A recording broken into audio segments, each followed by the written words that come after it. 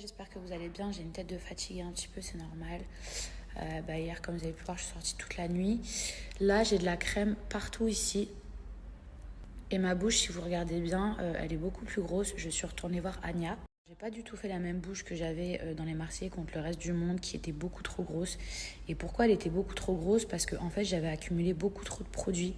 Et Anya, en fait, mon chirurgien m'avait dit, Mila, viens, on enlève tout ce que t'as. Et ensuite, on refait quelque chose de plus joli, plus naturel.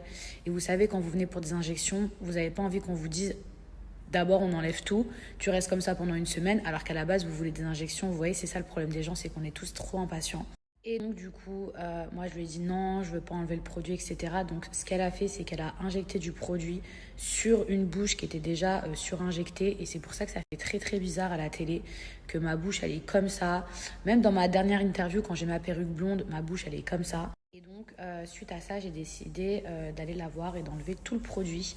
Donc, pendant une semaine, j'avais plus rien dans la bouche. Et là, je suis partie me faire injecter, mais j'ai fait quelque chose de très, très, très, très, très naturel, très, très, très, très, très léger. Et il faut savoir que là, je vais perdre 40% de ma bouche. Parce que quand vous vous faites injecter, vous perdez 40%. Donc, je pense que j'aurai besoin d'une retouche. Mais je vous dis sincèrement, je préfère y aller crescendo. Quitte à mettre qu'une demi-seringue et ensuite voir si je veux plus et attendre que me retrouver avec une bouche comme ça et un visage complètement déformé. Ici, même si je ne suis pas hyper bien placée pour donner des conseils question chirurgie, mais on va dire qu'on apprend de ses erreurs.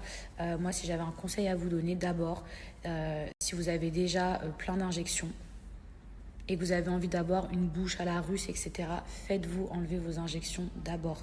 Et ensuite, allez-y petit à petit. Si vous n'avez jamais fait d'injection, c'est pareil. Allez-y petit à petit pour ensuite avoir du recul et voir si vous voulez un peu plus gros. C'est pas grave, quitte à repiquer dans un mois.